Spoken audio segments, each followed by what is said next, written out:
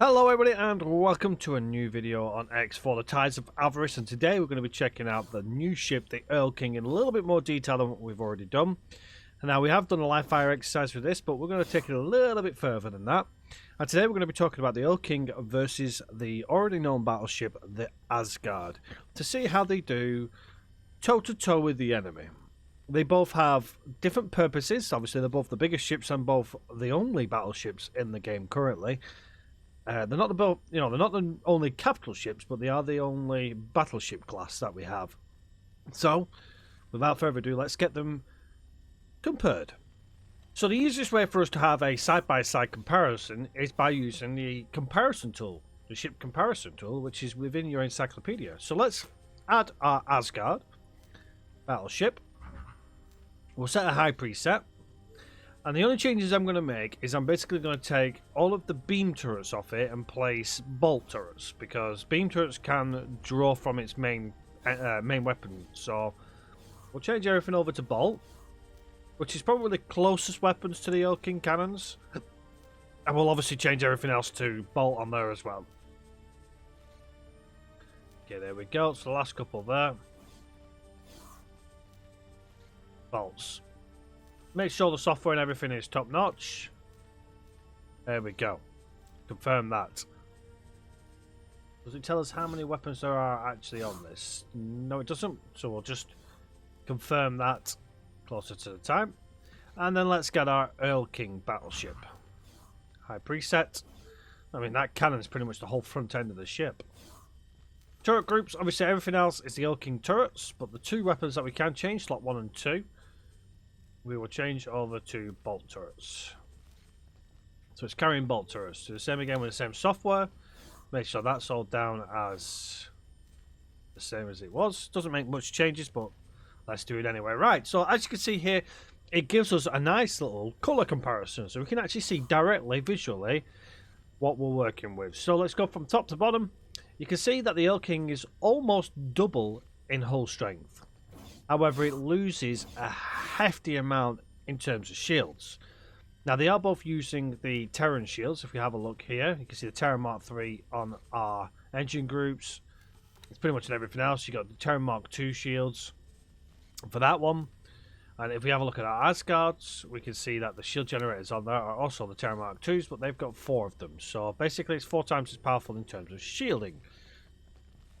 That being said, the recharge rate obviously is affected massively. You can see there, 842 megawatts a second, I believe, and the charge delay, there's no charge delay for either of them, which is nice. Average group shields, that's the average of shields overall for the whole ship.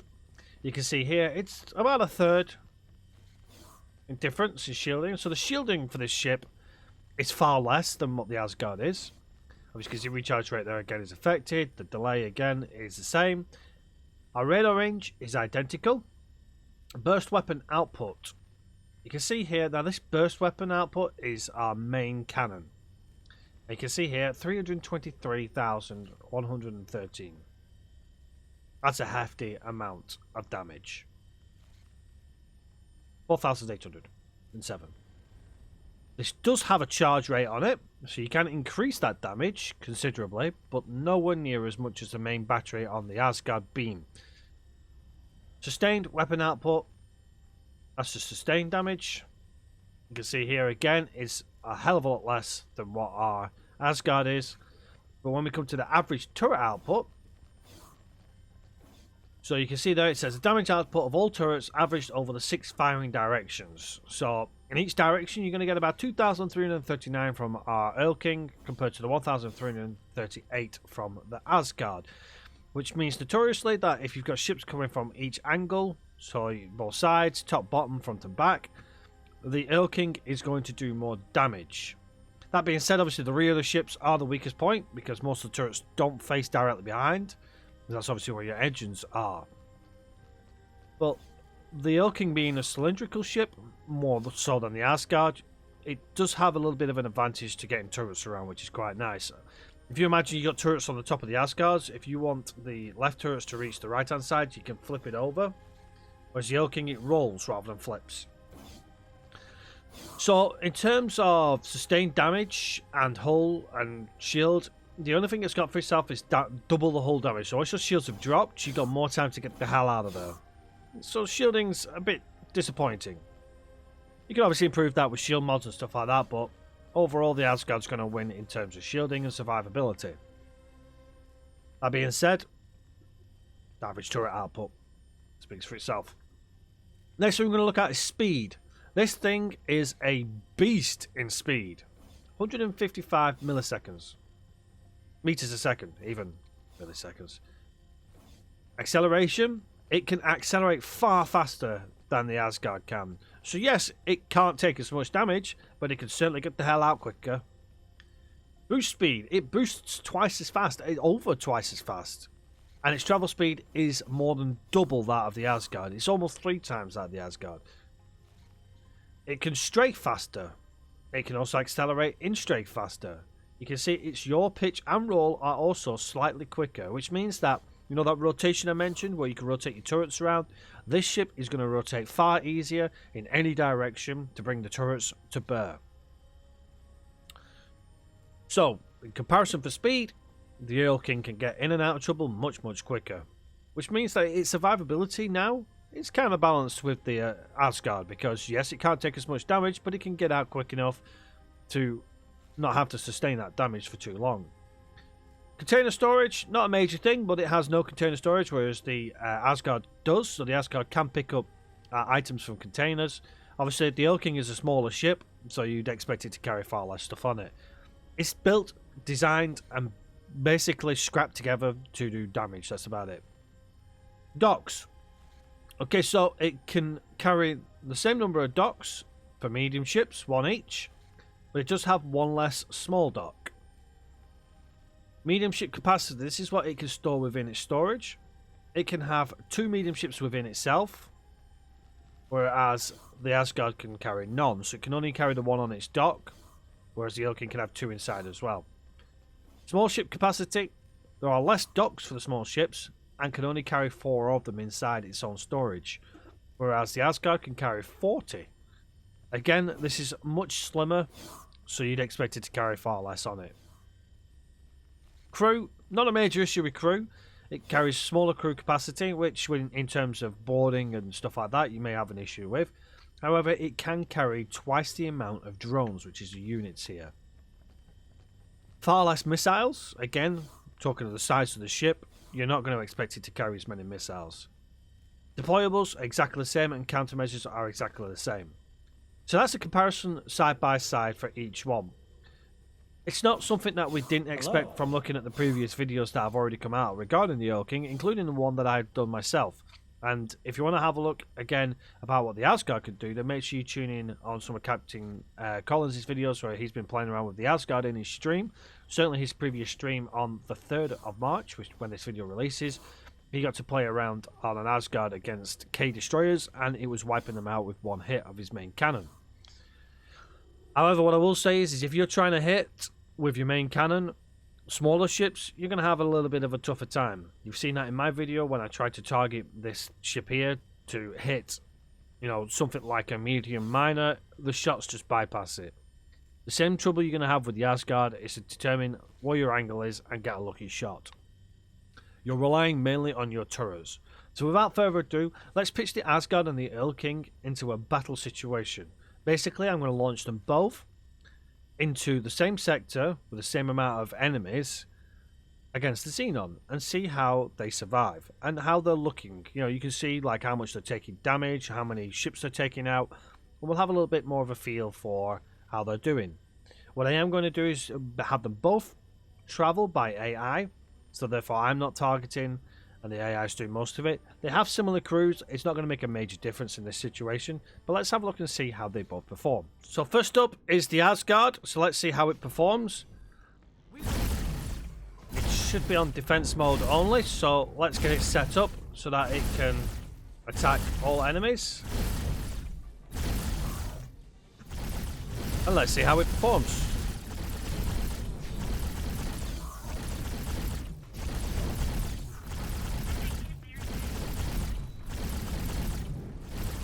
Let's give it a target.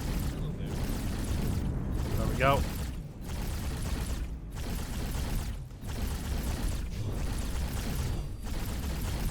So we've got 2 K destroyers here.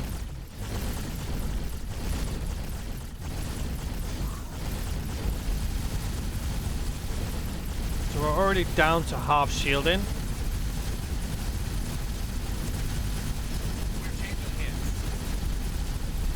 Well, resist.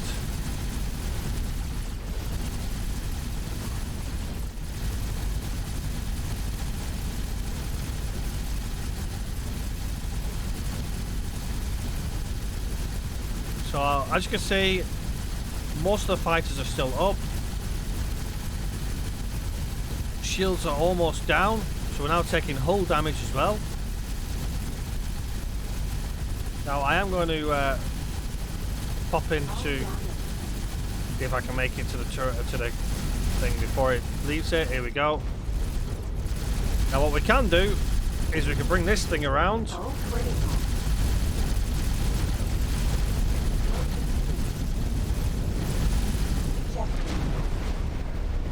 There you have it.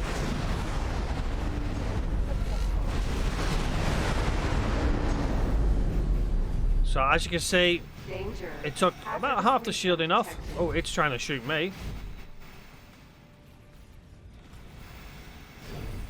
Okay, right. Let's just teleport our way out of here. Oh, Earl King, teleport 2. There we go, we're in safety. Yoink. Right, so if we have a quick look, we took out one of the ships here, but most of the fighters and stuff took some hits. About half the damage on the shielding of the other K destroyer. Let's see how the Earl King does in its position. Let's reset. Okay, so on the Earl King, you can see the Asgard is back with us. So let's get our Earl King over into the similar system which was here. So, be right back. Okay, let's see how we do against them. Now, we are slightly further away than we were before, but they're still going to want a piece of us. Yeah, no, they're definitely going to want a piece of us. Oh, no, we're not. Further away, just the wrong angle. Okay. Okay. Let's see how it does. Look at that.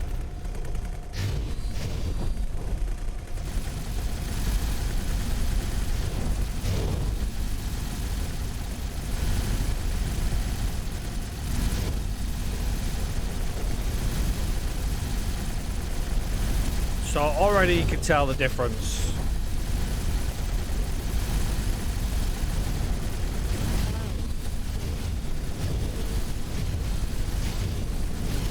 So we're now taking fights from the enemy. We got P's in here, K's in here. Look at the turning speed of this ship. It's already bringing its main cannon to bear on the target we made. The firepower coming from this is just astronomical.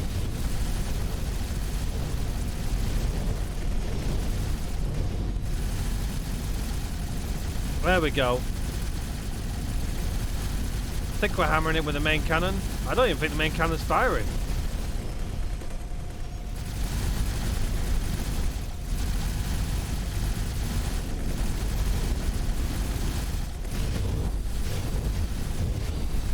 There you go.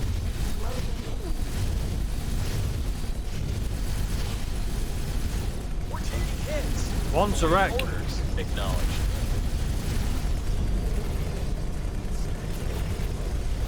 So our shields are now extremely affected. Awaiting orders.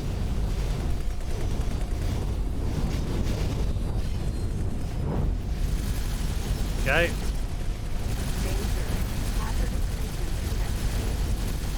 So most small fighters have been destroyed. We've just got the medium fighters left now.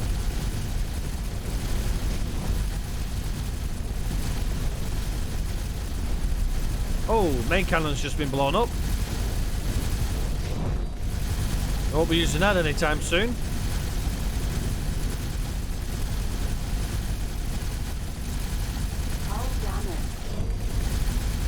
You can see the ship's actually trying to escape, I think. I actually think it's wiped out most small and medium ships. We're now out of the range of the K destroyer, so it can't now attack us. Our shields are now recharging. Look at that, it's just ripping into all the fighters.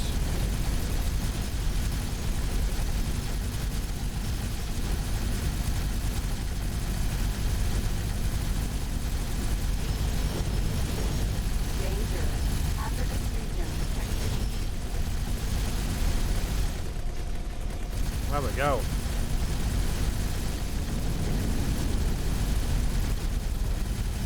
They're just absolutely lighting up everything. There goes another small ship. There's another one that's about to go above us, a medium ship there. Oh, look at that. Wow. That didn't stand a chance.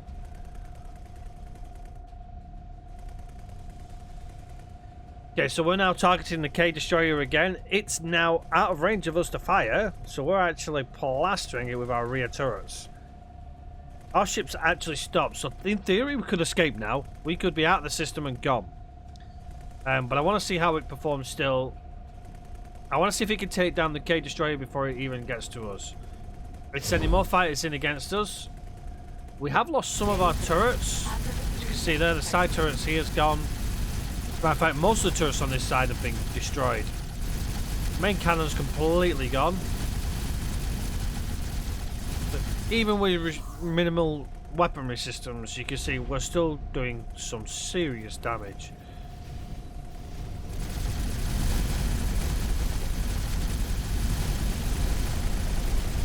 Okay, how's that looking there? Okay. So, what we could be deciding now is whether we want to take this fight. We can outrun that K quite easily. But, it's just been obliterated. Leaves us to mop up the rest of the smaller ships. But now that we've got shielding, they can't take out the rest of our turrets.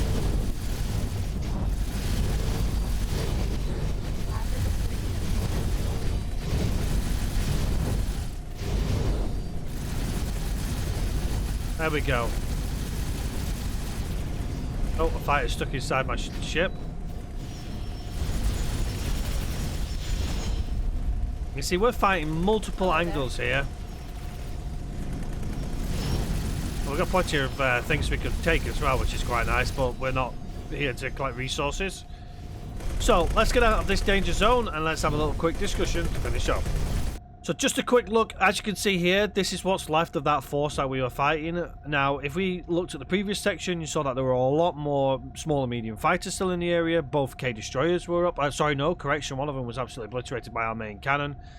Now, an argument is to say that if we had our turrets turned round, we could probably take out both of the destroyers before they had a chance to destroy us. But them small fighters were still packing a hell of a punch, and they took the Asgard down quite easily. Well, I say quite easily, it did have a sustained fight. The Asgard needs them ships to go with it, so the small fighters to help fight off the other small fighters, which is why it has a capacity of 40 small fighters on board. The Earl King, in my opinion, can take the dogfight quite easily, leaving the larger ships, and I say larger in comparison to the small and medium ships, to actually take out the destroyers. It's not a ship designed to take out stations or other capital ships. It's designed to fend off everything else whilst you sneak in with torpedo ships or long range ships, you know, all them kind of things. That's what it's designed for. In my opinion, that's what it is anyway. Whether you have a different opinion is completely up to you, and if you do, then let me know in the comment section. Give me your feedback on what you think about the two ships, but that is both of the ships head to head, and as you can see, they both do perform their roles admirably. However, in the situation I placed our Earl King in, I think he came out on top. But until next time, everybody, remember, hit that thumbs up button if you've enjoyed this video. Remember to subscribe so you can check out any more videos that I put up about Tides of Avarice or any other games that I cover as well. But until next time, everybody, take care for now, and I shall see you all in the next one. Bye bye for now.